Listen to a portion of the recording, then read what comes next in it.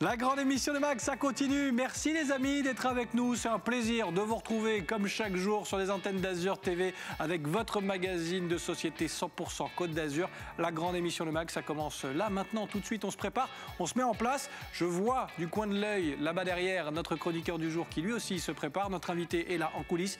Il va arriver dans quelques instants. Images, invité, chroniqueur, reportage. Il y en aura pour tout le monde. On va encore faire le tour de la Côte d'Azur. Installez-vous tranquillement. On passe une demi-heure ensemble. C'est parti, la grande émission de Mag. C'est juste après ça.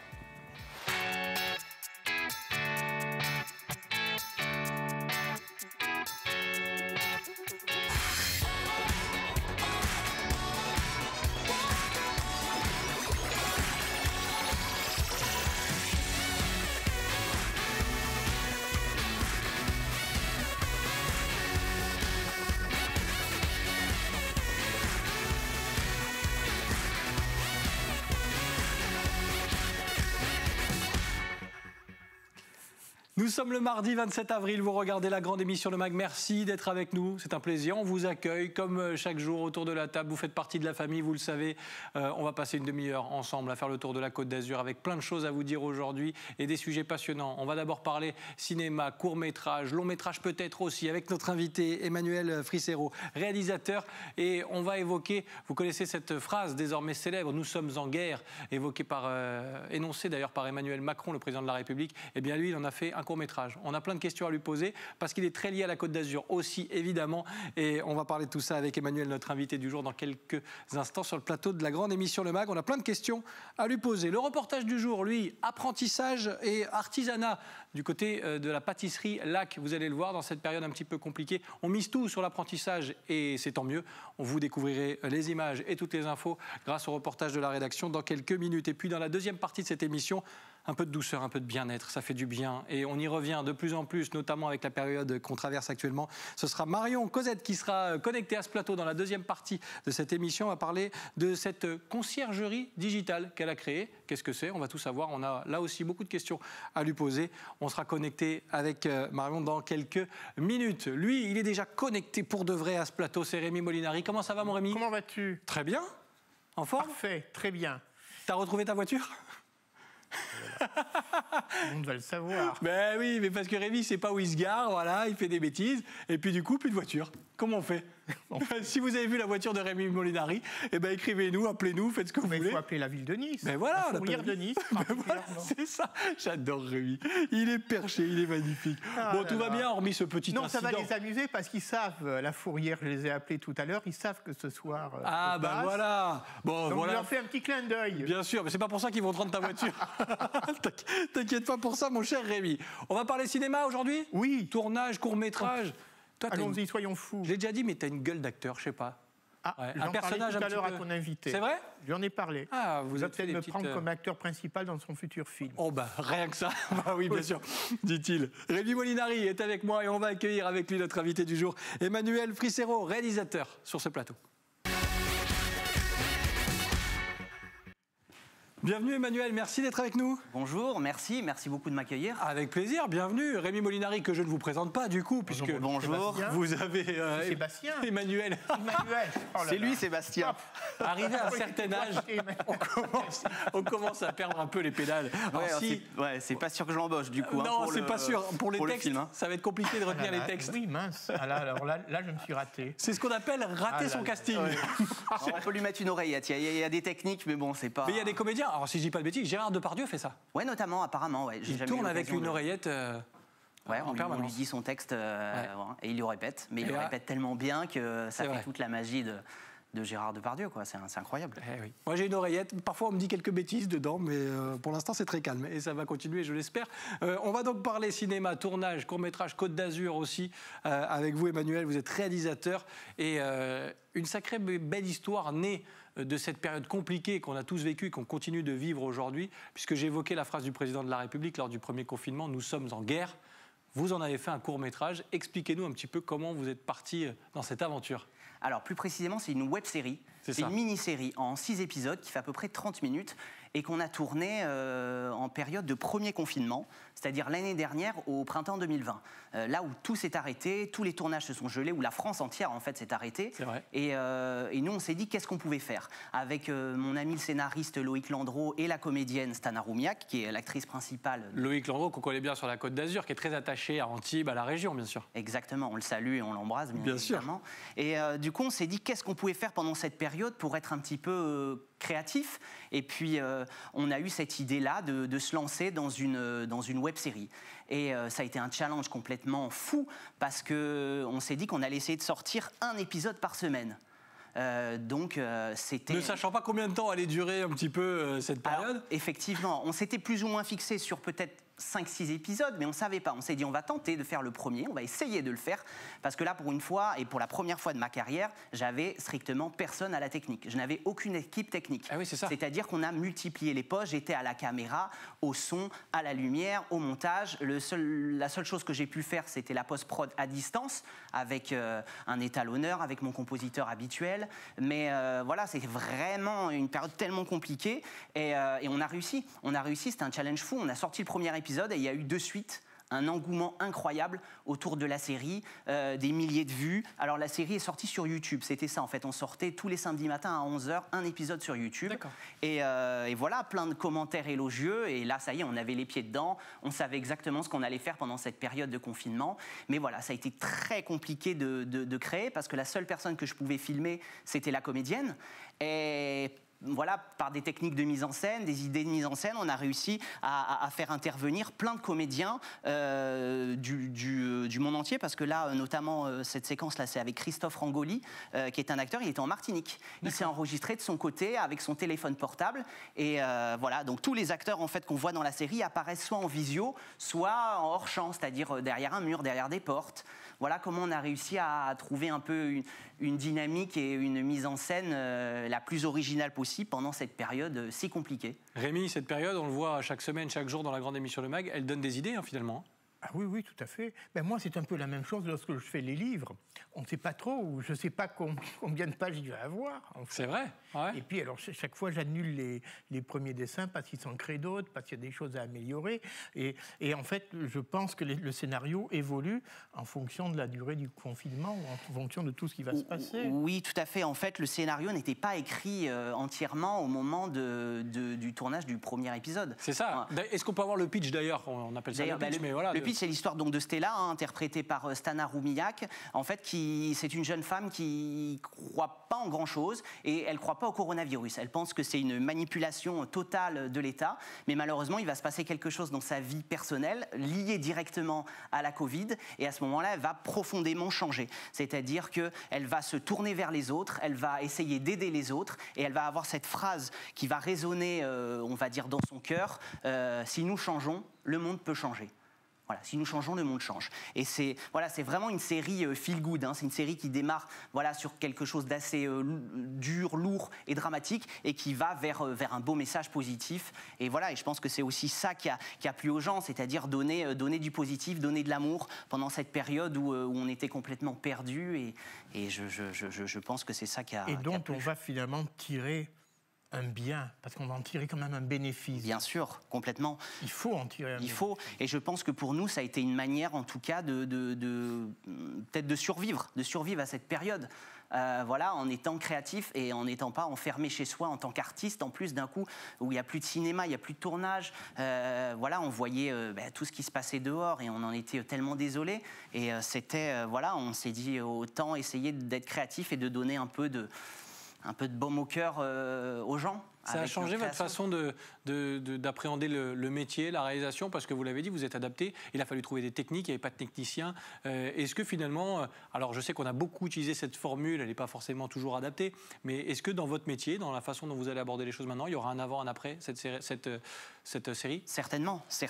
Déjà, je n'imaginais même pas faire cette série, parce qu'elle est arrivée vraiment, on a eu cette idée au moment du confinement. Donc c'est-à-dire, c'est arrivé, on a eu 2 semaines pour se préparer et sortir le premier épisode. Donc là, il a fallu être réactif, créatif, et on est allé rechercher au fond de soi des ressources, des choses qu'on n'avait jamais imaginées. Et puis, ça m'a aussi rappelé un peu mes débuts. mes débuts quand j'étais tout jeune, où il fallait tout faire. Et oui, on bricole. Voilà, on bricole, on apprend. Le beau côté, c'est le budget, du coup, ça coûte un peu moins cher. Ah ouais, il n'y a pas de budget en fait. Il n'y a quasiment pas de budget. Et, voilà, tous les acteurs, tous les gens qui ont participé pendant cette période, c'est bénévole. Juste l'envie de créer et de faire quelque chose qui va rester au final. Et ça s'est plutôt bien passé. On va y revenir largement, bien sûr, avec vous, Emmanuel, et avec Rémi Molinari, par l'intermédiaire du quiz du jour. Tu sais, mon Rémi. C'est vrai. Ah oui, tu sais. J'ai rien révisé, là. Ah, t'as rien révisé? Carrément rien pour voir, justement, si. Ah, d'accord, tu fais tout confiance à l'impro, quoi. Carrément. Mais est-ce que c'est pas là où t'es le meilleur? Peut-être. On va le découvrir. Avec des indices, je vous le rappelle, qui vont s'afficher, 3 normalement. Et derrière chaque indice se cache une information qui concerne notre invité, Emmanuel Fricero, réalisateur. Tu es prêt, Rémi? Il est déjà tourné vers l'écran. C'est parti, premier indice. Ah ben l'ESRA, c'est l'école qui est sur le port, là, l'école de vidéo, école supérieure, réalisation audiovisuelle. Exactement, c'est exactement ça. Il part bien, c'était pas très compliqué. Pas très compliqué pour l'instant. Pourquoi on en parle? Parce que forcément vous y êtes passé. Tout à fait. Et les premiers souvenirs de réalisation, en tout cas de vidéo, ils remontent même avant l'école, si j'ose dire, parce que vous êtes gamin, vous n'avez même pas 10 ans, c'est ça? C'est ça, à l'âge de 8 ans à peu près, je récupère la caméra de mes parents. Alors mes parents ne sont pas du tout du milieu du cinéma ou de l'audiovisuel. Et je me prends de passion pour les films, pour la réalisation. Et je réalise mes premiers petits films avec comme acteur mon petit frère, mes cousins. Et après, ça sera les copains d'école jusqu'au collège, lycée. Voilà, je sécherai les cours pour aller faire des courts-métrages, en fait, l'après-midi. Simplement, je me suis jamais posé la question sur qu'est-ce que je veux faire dans la vie. Je veux dire, ça s'est imposé à moi, c'était faire des films. Faire rêver les gens, essayer de raconter des histoires et de passer des messages. Et à un moment, j'en arrive effectivement donc, à l'ESRA, à cette école de réalisation, où j'en sors en 2004. Exactement, avec option mise en scène. Et là, ça y est, c'est parti. Je rencontre des gens à cette école qui ont la même passion que moi. Bien sûr. Et je commence à créer une équipe de techniciens avec du directeur photo, au son, à l'opérateur, aux effets spéciaux. Des gens qui travaillent encore avec moi maintenant. Donc c'est ça qui est incroyable, d'avoir rencontré des gens qui avaient la même passion que moi. Nous aussi, on a du monde aux effets spéciaux, parce que c'est pas sa vraie tête, là, Rémi Molinari. Rémi. Oui. Même plus il calcule, même. Je lance des trucs, mais il s'en fout, mais alors complet. Deuxième indice qui va s'afficher. On continue d'en savoir plus sur notre invité. 30. Oui, ça, c'est beaucoup plus difficile. Ah, bien sûr. Là, on est beaucoup plus large. 30. Où c'est le nombre de collaborateurs, justement, dont on parlait à l'instant? Non. C'est un nombre de personnes, ça c'est évident. Pas du tout. Tu crois qu'en le disant avec de la conviction, ça va passer? Vous avez fait la série en 30 jours, non plus? Non plus, non. En 30 heures non plus, en 30 minutes encore moins. Avec 30 € peut-être. Je pense que c'est des budgets nettement supérieurs. Il faudra en parler de ça, les budgets, combien... ça reste souvent un petit peu confidentiel, c'est ça. Malheureusement, tout ça. En tout cas, ce ne sont pas des euros, ce sont des prix. Oui, exactement. Des prix, parce que Emmanuel, qui est juste à côté de toi, mon cher Rémi, a été primé de nombreuses fois. 30 prix depuis le début de votre carrière, qui est toute jeune finalement, parce que voilà, je vais dire que vous êtes très jeune puisqu'on a quasiment le même âge, donc ça m'arrange. On va dire ça comme ça. C'est pas mon âge d'ailleurs. Non, c'est pas l'âge. Mais 30 prix reçus depuis le début de votre carrière, il y a une certaine fierté aussi de se dire, ça commence à faire, la mine de rien. Ouais, c'est une fierté, puis surtout on voit l'évolution. En fait, on voit l'évolution depuis tant d'années, tout ce qu'on a donné avec mes équipes, les sacrifices qu'on a pu faire pour avoir ça. Et puis surtout, ça encourage. Je dirais que vraiment, ces récompenses-là qu'on a pu avoir à l'international. Oui, à Vegas, avec le prix du meilleur film étranger. Voilà, exactement. Las Vegas, Houston, Los Angeles, Rome. Donc, ça ouvre des portes, bien évidemment. Et ça encourage. En fait, on se dit que ce qu'on fait, c'est, a priori, en tout cas, ça plaît à des gens, à des professionnels, au public aussi, parce qu'on a eu la chance des fois d'avoir le prix du public. Donc, on a envie d'aller encore plus loin et de monter des projets de plus en plus gros et ambitieux, en fait, tout simplement. Ça tombe bien, parce qu'on va en parler dans la suite de cette émission. Rémi Molinari, il te reste un indice et une info à découvrir, celle qui se cache derrière ce dernier indice qui s'affiche maintenant dans l'écran. Padre. Le Padre Pio, je crois. C'est quoi ça? Non, alors là, c'est le nom, le titre, un titre. Un titre de quoi? C'est un titre de série, un titre de film. Oui. Et on parle projet. mais c'est ton projet de long métrage. Exactement. Pas de justement. Non, pas Pio, non, c'est tout simplement pas. Juste Padré. Mais ouais. c'est vrai que malgré la situation, on arrive à se projeter, à avoir des idées, des envies de faire des choses. Et c'est le cas avec ce projet. Expliquez-nous. Alors, c'est mon projet de long métrage cinéma qui s'appelle Padré. C'est un thriller spirituel sur lequel on est en train de travailler depuis des années. Voilà, l'envie de passer au long métrage, elle est là depuis très très longtemps. Hein, mais il y a aussi, il y a aussi une économie énorme. Il faut débloquer des budgets. De plusieurs conséquents, de plusieurs millions d'euros, et du coup on travaille, ça avance très bien, on espère pouvoir le tourner très très rapidement sur la Côte d'Azur, en très très grande partie sur la Côte d'Azur, parce que vraiment c'est un terrain de jeu incroyable. C'est un terrain de jeu incroyable, je suis né ici, j'ai grandi ici, j'ai monté ma société ici, donc j'ai envie de continuer en fait à faire des projets sur la Côte d'Azur, et puis surtout faire travailler aussi tous les techniciens, les acteurs, et puis profiter de ces décors et de cette lumière complètement hallucinante. Donc, voilà. Les studios de la Victorine peuvent intervenir, vous pouvez vous installer dans leur studio, louer les... Tout à fait, exactement. Ouais, bien sûr, on peut installer nos studios de production, et éventuellement aussi y tourner des séquences, y créer des décors en fait, parce que du coup, on va se servir aussi de beaucoup de décors naturels en extérieur, pour vraiment montrer la Côte d'Azur comme elle existe, et après aller certainement reconstruire des décors en intérieur. Pour faire ce magnifique projet, ouais. C'est pas toi sur l'affiche, Rémi, de dos, parce que je reconnais un peu ta musculature. Surtout la croix. Non, je parlais pas du tatouage, je parlais de la musculature. Rémi Molinari, reste, tu t'en es plutôt bien sorti. Tu as le droit de rester jusqu'à la fin de cette émission, c'est pas mal, hein. C'est pas mal. Emmanuel a un nom célèbre, Fricero. Oui, ça aussi, Made in Côte d'Azur. Oui. Forcément, avec on en discutait un petit peu avant l'émission, une rue même à votre nom. Une rue Joseph Fricero, ça fait à mon arrière-grand-père qui était un grand peintre niçois. Et c'est à ce moment-là que Rémi va nous sortir toutes les rues de France qui portent le nom de Molinari. Il y en a. Et il y en a, mais bien sûr. À Marseille. Mais pas assez. Il n'y en a pas assez. Un boulevard à Marseille, un tunnel à Manteau. Eh oui, comme je le disais, on ne voit pas le bout du tunnel. Et peut-être on va débaptiser la promenade des Anglais pour l'appeler la promenade Molinari. C'est en cours, je suis en train de voir avec la... D'accord, je vous ai dit qu'on en disait des bêtises dans cette émission et c'est pas fini. Merci à tous les deux, restez avec moi. On va ouvrir une petite parenthèse, on va parler apprentissage et artisanat. Mais tout ça agrémenté d'une petite touche de gourmandise et de chocolat avec le chocolatier Pascal Lac. Regardez, c'est un sujet de la rédaction d'Azur TV. Développer coûte que coûte l'apprentissage et l'artisanat, un enjeu fondamental pour la Chambre des métiers et de l'artisanat des Alpes-Maritimes. Il s'agit de préserver et de transmettre ce précieux savoir-faire. Le fait que l'artisanat existe depuis des centaines d'années, c'est tout simplement parce que les chefs d'entreprise dans l'artisanat se sont toujours adaptés aux nouveaux modes de consommation et ont toujours su innover. Et bien évidemment, à travers cette innovation, ils ont su transmettre tout cela aux jeunes qui rentrent dans ces cursus de formation. Offrir un métier, une vocation à ces jeunes, leur mettre le pied à l'étrier comme ici au sein de la Maison Lac, une chocolaterie réputée sur la Côte d'Azur. Dans les laboratoires, on parle avant tout de métier passion. C'est une passion, puis c'est devenu aussi un métier. On se lève tous les matins pour faire ce qu'on aime. Ils sont 8 apprentis à parfaire leur connaissance du métier chez Lac, de jeunes adultes conscients de leur chance. Malgré la crise de la Covid-19, ils poursuivent leur formation, ce qui n'est pas le cas de tous leurs camarades.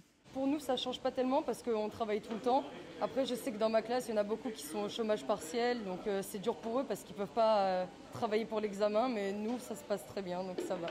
Former les futurs chocolatiers et pâtissiers de demain. Pour Pascal Lac, cette mission est capitale. La clé de la réussite, la confiance et la motivation. Ce que je veux, c'est qu'ils se mettent autant que nous dans leur apprentissage, c'est-à-dire un investissement permanent. Donc ils font beaucoup d'essais. Ils font beaucoup de buffets à blanc. Chaque année, 100 000 futurs artisans sont formés par les chambres des métiers et de l'artisanat de la région Sud au travers de 136 formations différentes.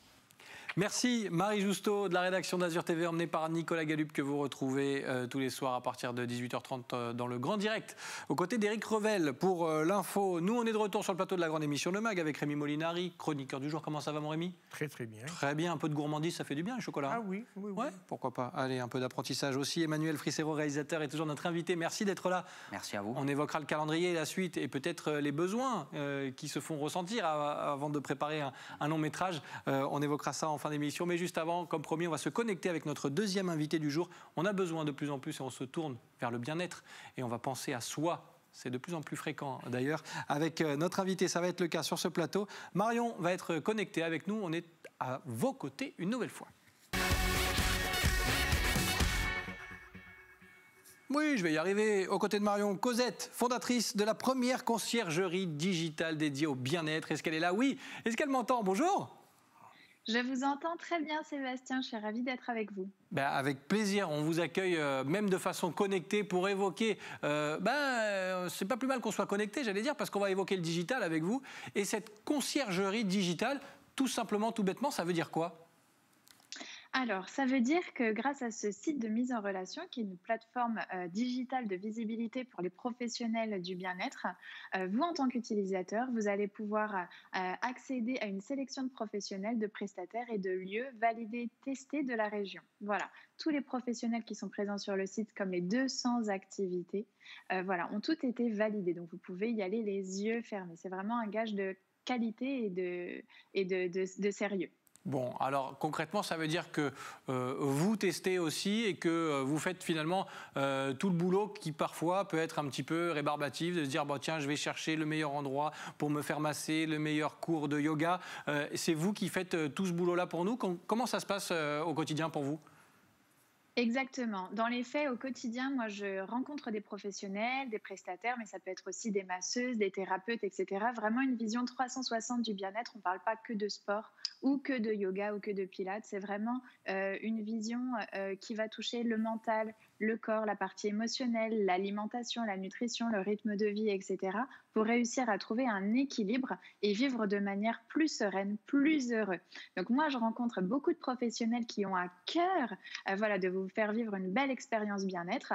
Et donc, je teste beaucoup de choses. Ce matin, par exemple, j'ai encore testé la luminothérapie, qui est proposée par une de mes professionnelles partenaires de la conciergerie, qui est Sylvie, qui est à la base une réflexologue plantaire. Voilà. Donc, vous voyez que vraiment, l'objectif, c'est de se faire du bien en mixant, en allant piocher, une fois du pilate, on voit sur les images du pilate paddle, une fois du sport, une fois un massage, une fois un rendez-vous avec un diététicien, mais aussi en suivant par exemple un atelier de cuisine, etc. Vous avez ressenti une demande particulière, parce que c'est tout récent, hein. Vous avez créé ça il y a quelques mois maintenant, par rapport à la situation sanitaire qu'on traverse. Il y a un certain retour sur soi, on a envie de se faire plaisir, de se faire du bien et de penser à soi. C'est le cas, vous le ressentez auprès des gens qui vous consultent finalement, qui viennent consulter cette conciergerie digitale ? Oui, complètement. C'est vrai que depuis quelques temps, quelques mois, et vu le contexte, on assiste à une vraie prise de conscience de l'ensemble des Français sur une perception de soi, une conscience du bien-être, et on y octroie maintenant beaucoup plus de temps. On cherche à trouver une activité qui va nous faire du bien et de manière pérenne. On va un peu plus continuer et commencer à écouter ses envies et aussi écouter son corps, parfois les mots, puisqu'il y a différentes clés d'entrée quand on choisit une activité. Il y a vraiment les activités coup de cœur, bien-être. On peut vouloir découvrir du yoga aérien, du cerceau, du cardio-danse, etc. Ou alors, on a une deuxième clé d'entrée qui est plus je cherche une activité car j'ai un objectif de perte de poids ou de challenge sportif. Ou alors, on va rechercher une activité bien-être parce qu'on ressent certains maux, on a un certain déséquilibre dans son corps, etc. On ressent des choses. Là, l'objectif, c'est de faire un autodiagnostic de ces maux et de trouver le professionnel qui va le plus correspondre à notre besoin. Donc moi, je suis là pour ça, pour orienter les utilisateurs à choisir l'activité qui leur correspond le mieux au bon moment dans leur vie. Voilà. Et ben voilà, rien que de vous écouter, on se sent déjà beaucoup mieux. Rémi, il est captivé, il était parti déjà, puis faire du yoga dans le cadre qu'on a vu sur les images, c'est pas désagréable non plus. Merci beaucoup. Si on veut en savoir plus, si on veut bien sûr vous suivre, il y a le site internet cosette-bienêtre.fr qui devrait s'afficher normalement. Voilà, bravo Sébastien Lyotard. Mais aussi le compte Instagram Cosette la conciergerie. Merci beaucoup d'avoir passé ce moment avec nous. C'était un plaisir de mettre en avant cette initiative. Merci beaucoup, à bientôt. Merci Sébastien, très belle journée à vous, à bientôt. Merci, à bientôt. Ben voilà, un peu de sourire supplémentaire sur ce plateau. Ça nous a fait du bien. Je vous sens calmés, les garçons, là. On est apaisés, là. Apaisés. Oui, et c'est puis, le mot. Cette jeune femme est apaisante. C'est vrai, un peu le décor, Ouais. la qualité, la netteté de l'image. Tiens, tenez-vous qui êtes dans le cinéma. Il a peut-être trouvé une future comédienne aussi, avec des images incroyables qu'on a découvertes. Eh oui, on a envie d'aller Souriante, profiter sympathique, sachant s'exprimer. Il faut qu'elle fasse du cinéma, cette dame. Eh ben voilà, elle a bien fait de venir en tout cas. Nous, on continue de parler cinéma parce que la dernière minute, je voulais qu'on la passe là-dessus. On a parlé de Padré, le projet Emmanuel Fricero de long métrage. Aujourd'hui, on en est où? On a besoin de quoi? Et comment on fait pour vous aider à avancer dans cette aventure? On a encore besoin de plein de choses. C'est sûr que voilà, toutes les aides sont bonnes à prendre, surtout quand on part sur des projets aussi ambitieux que ça. Donc s'il y en a qui ont envie de nous aider financièrement, artistiquement ou des collaborations même techniques, voilà, tout le monde est bienvenu pour s'embarquer dans cette grande aventure de long métrage. Et c'est une super aventure qui s'annonce. Déjà, celle de la série Nous sommes en guerre a été pas mal du tout. Pas de suite, on garde cette série, il n'y aura pas de... Non, c'est vraiment une mini-série, il y a un début, une fin, on pourrait peut-être, mais on sait jamais. Pour le moment, c'est pas au programme. C'est pas prévu. Merci beaucoup Emmanuel Fricero d'avoir partagé ce moment avec nous. Merci sur le plateau de la grande émission Le Mag. Rémi Molinari, je te dis pas au revoir tout de suite parce que tu es venu avec un dessin. Ah oui. Ah oui, bah oui. Et le dessin du jour, tu réagis à l'actualité, même moi je les oublie tes dessins. On va le découvrir ensemble parce que toi aussi tu... Ah bah oui, vous venez vous faire injecter le deuxième vaccin. AstraZeneca. Mais c'est pas Zenica. Ouais, c'est Zeneca. Ouais, Zeneca. Oui. Non, on vient de faire désinjecter le premier. Ben voilà où on en arrive avec tous ces vaccins. Par contre, c'est AstraZeneca. Mais c'est pas grave, c'est un autre vaccin, t'en as inventé un autre. Zeneca, Astra. Oh là là.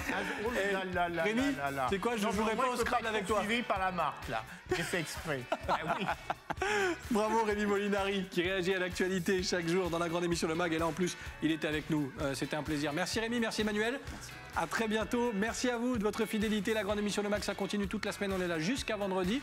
Je vous souhaite de passer un agréable moment sur les antennes d'Azur TV. Et je vous dis à demain. Bye bye.